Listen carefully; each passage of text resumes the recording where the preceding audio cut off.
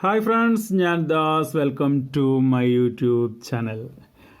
നമ്മുടെ ചാനലിൽ ഔഷധ സസ്യങ്ങളെക്കുറിച്ചും അതേപോലെ തന്നെ നമ്മളുടെ ശ്രദ്ധയിൽ പെടാതെ പോകുന്ന മൂല്യവത്തായ ഒരുപാട് സസ്യങ്ങളെക്കുറിച്ചൊക്കെ പരിചയപ്പെടുത്തുന്ന എപ്പിസോഡുകൾ ചെയ്യുന്നുണ്ട്. അതിൽപ്പെട്ട ഒരു എപ്പിസോഡാണ് ഇന്ന് നമ്മൾ ചെയ്യാൻ പോകുന്നത്. നിങ്ങൾ ഈ ദൃശ്യത്തിൽ കാണുന്ന ഈ ചെടി എന്ന് പറയുന്നത് കർപ്പൂര തുളസിയാണ്. പല സ്ഥലങ്ങളിലും പുതിനയ്ക്കും അതുപോലെ മറ്റിനത്തിൽപ്പെട്ട തുളസികൾക്കൊക്കെ കർപ്പൂര തുളസി എന്ന് പറയുന്നുണ്ട്. പക്ഷേ യഥാർത്ഥത്തിൽ കർപ്പൂര തുളസി എന്ന് പറയുന്നത് ഇതാണ്.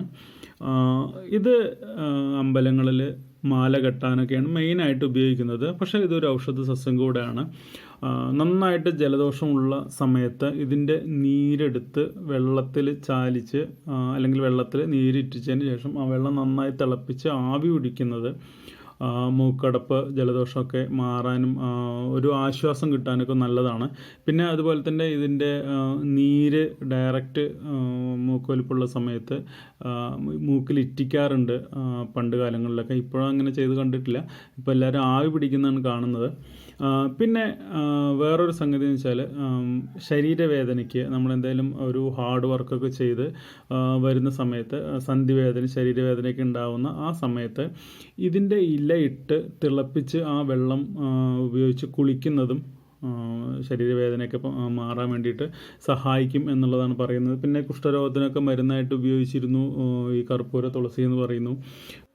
അതുപോലെ തന്നെ സ്ത്രീകൾക്കുണ്ടാകുന്ന ആർത്തവ സംബന്ധമായിട്ടുള്ള പ്രശ്നങ്ങൾക്കൊക്കെ ഈ കർപ്പൂര തുളസി ഒരു മെഡിസിനായിട്ട് ഉപയോഗിച്ചിരുന്നു എന്നുള്ളതാണ് നമ്മളിതിനെക്കുറിച്ച് അന്വേഷിച്ച് പറയാനായിട്ട് കഴിഞ്ഞത്. പിന്നെ മറ്റൊരു പ്രധാനപ്പെട്ട കാര്യം പറയാനുള്ളത്, ഈ ചെടിയെക്കുറിച്ചല്ല, നമ്മൾ മൊത്തത്തിൽ ഇതേപോലെ ഔഷധ സസ്യങ്ങളെക്കുറിച്ചുള്ള വീഡിയോകൾ ചെയ്യുന്ന സമയത്ത് പറയാറുള്ളൊരു കാര്യമാണ്. നമ്മൾ എന്ത് ചെടികളെക്കുറിച്ച് പറയുമ്പോഴും അത് അറിവ് പകർന്നു തരിക എന്നുള്ളത് മാത്രമാണ്. നിങ്ങളത് മരുന്നായിട്ട് പരീക്ഷിക്കുന്നുണ്ടെങ്കിൽ ഒരു വിദഗ്ധ അഭിപ്രായം തേടിയതിന് ശേഷം മാത്രം അത് ചെയ്യുക. കാരണം ആയുർവേദ മെഡിസിനുകളെല്ലാം തന്നെ അതിൻ്റേതായ കറക്റ്റ് കൂട്ട് അനുസരിച്ച് ചെയ്താൽ മാത്രമേ ഫലപ്രാപ്തിയിലെത്തൂ.